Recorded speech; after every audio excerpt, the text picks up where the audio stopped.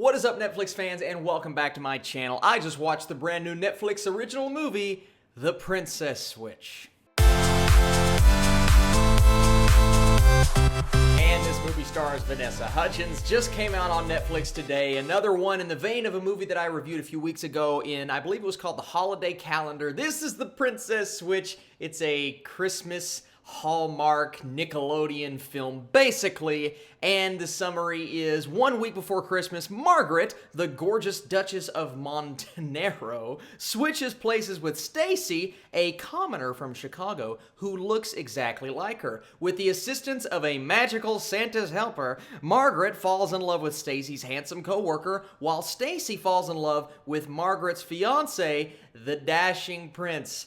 Yes, everything I read is an actual thing that exists. This is one of my many reviews I am filming on Friday. I don't know exactly when I'm going to release this particular one, but we are talking about The Princess Switch. If you guys don't know how my reviews work, I like to talk about the good, the bad, and then give you my score, except, once again, I'm doing it a little bit differently because this is going to be a difficult film to review. Not a lot of people that are subscribed to me are going to watch this video. If you are, how you doing? These are the people that are going to watch this movie, come to this review, and expect me to sit here and talk about how much I like it, or just talk about the film. And right off the bat, I didn't like this movie. I didn't think it was good whatsoever, but I want you guys to know this. If you are seeking out a review for this movie because you watched it, most likely, if you got all the way through it, you enjoyed the film. If a Hallmark, Lifetime, lovey-dovey romance movie like this is your kind of movie, I just want you guys to know that I'm going to be honest here. This is not my kind of movie, and even if it was my kind of movie, I can't sit here and say that it was good, because it's not good, and I'll tell you why it wasn't good here in a bit, but I don't want you guys to get mad at me because you enjoyed it. Listen,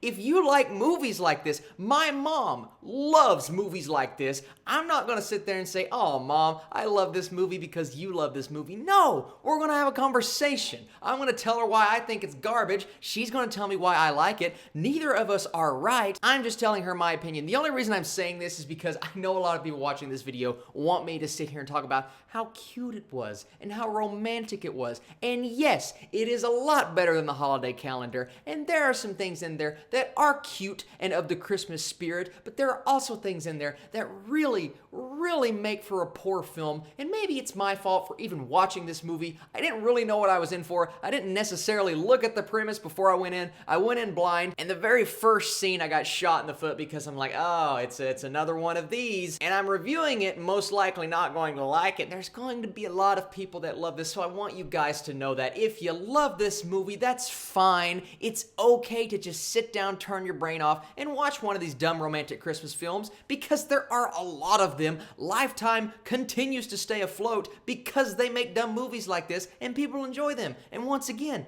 that's okay. But this movie starts, and the very first thing, it starts off like we already know these characters. It's like we're in the middle of a scene that's in the middle of another movie, and that's the first scene, that's the first second of this film. We don't know anything about these characters. Why do we care about her baking or what's going to happen or her boyfriend Paul? We don't care. And then of course, they mention her boyfriend Paul, and yes, we get that beautiful exposition that we love in films, right? 2 minutes later, she runs right into him and his schmaltzy girlfriend, the stuck-up and horrible actress, by the way. There are a lot of horrible actors in this movie. You know what? I'm not going to say that. I'm going to say horrible dialogue and horrible writing. I don't know if they're good actors or actresses. As far as I can tell, they're not. But hey, it may have just been a bad script. Paul and I were together for 3 years. Listen, we didn't need to know that at this point in time. We just need to know about you. Who are you? Why do we care? We just jump in and they're already talking. It's like, this is the worst way to set up a movie.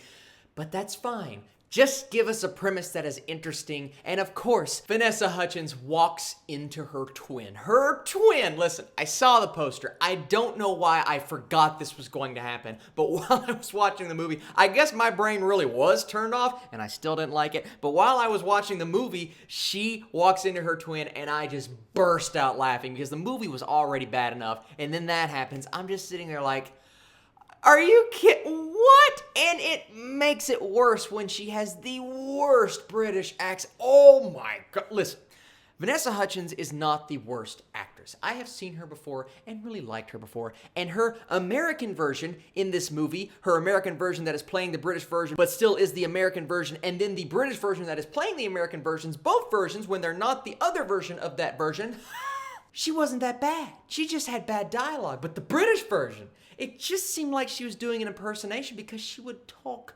slow. What I'm doing is an impersonation, and that's how she would talk in this movie. She wasn't acting, she was just impersonating, and it was annoying. So many bad things that happened in this movie. Got Cruella de Vil, and I believe her name was Brianna, that walks over there and she's like, I am the best cook. That's not how she talked, but it was horrible. Her lines, her delivery, everything about her character was just, ugh.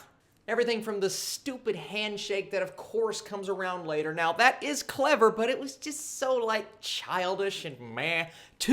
Oh, Stacy and I have been friends for a long time, but we never did anything about it. You know something's going to happen, whether he falls in love with her or the twin, whatever she is, clone, whatever. I wonder where this is going. Look, this film has everything cliche that you can possibly think of times like 500. There's even a montage of her trying on clothes, and then of course the little girl slash boy character finds out and she's in on it, you know, she's walking around and knows that it's the actual clone. I don't know what it's never explained. And then the whole Santa's assistant thing, that guy comes out of nowhere. It's never explained who he is. He's just this mysterious guy that seems to set things up, but how is he doing it? Why is he doing it? Why is it not explained?